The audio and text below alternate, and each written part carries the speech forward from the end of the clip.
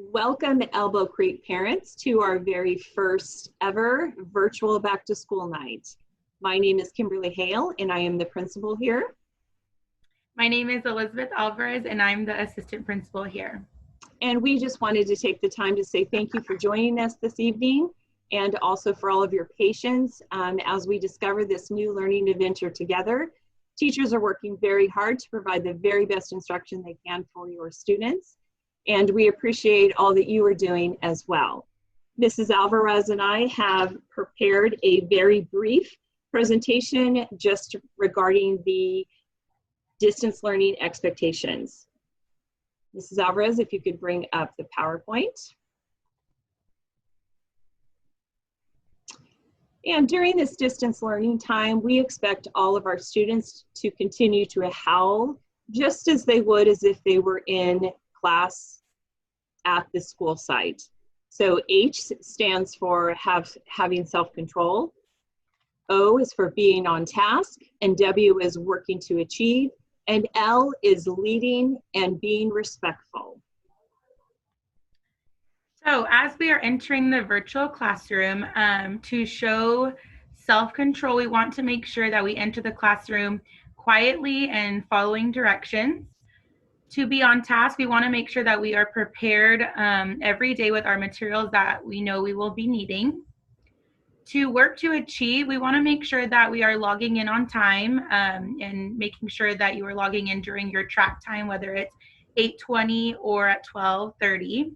I know we both know that some of you have been having a little bit of a hard time logging in, having some issues with Zoom and the internet. Just know we are trying to provide better service during this time. As far as leading to be respectful, we want to make sure that we have positive body language and we're wearing appropriate clothing. And just as a reminder, anything that's behind you will be seen through your computer. So just make sure that you're mindful about what's around your screen and your computer. And during this whole group instruction, your students can show the HOWL expectations by using kind words and gestures. And to be on task, they can complete their tasks on time, stay focused, and listen to the instruction. They can show working to achieve by using the chat features appropriately. At this time, some of your students may not have that feature, but that will come. And that's just an opportunity for kids to communicate with their teacher through kind of a texting on Zoom. And they can show leading to be respectful, and by making sure that they mute their mic when the others are speaking. And one of the other things that we want to make sure is to help them stay on task is that you are providing a quiet place for them that's free of distraction, especially the TV or anything else that may be on the computer, and just being aware of any other distractions that may be occurring in the home. When we look at small group instruction, you'll also maybe hear the term breakout rooms.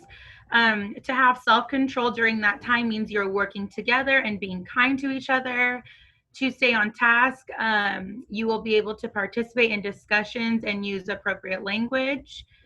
To be able to work to achieve, making sure that you're making wise choices while you're in small instruction or breakout groups, while you're using your device, especially if it's provided by the USD. And lastly, we want to show leading to be respectful by helping others during these break rooms. Sometimes we have a little bit of hard time, and we can also help each other out during that time and making sure that there is one speaker speaking at a time. These are all of the basic distance learning expectations that we expect our students to demonstrate. I know that many of you have probably heard these two different terms, synchronous and asynchronous learning, and you might want to wonder a little bit what those terms actually mean. Synchronous learning is instruction that is learning that occurs at the same time.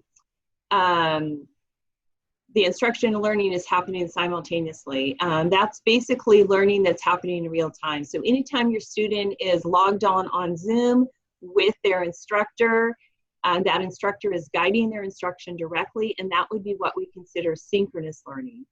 In addition to that, your student has been assigned asynchronous learning. So any assignments that they are completing by themselves that have been assigned by their teacher, that would be considered asynchronous learning. So the combination of the two is what your children will be doing during this distance learning time. Next, we have scheduled is our next material distribution for grades 5th and 6th grade. They will be on Thursday, September 3rd from 8 to 6. K 1st and 4th will be Wednesday, September 9th from 12 to 6. And 2nd and 3rd, Thursday, September 10th from 8 to 6.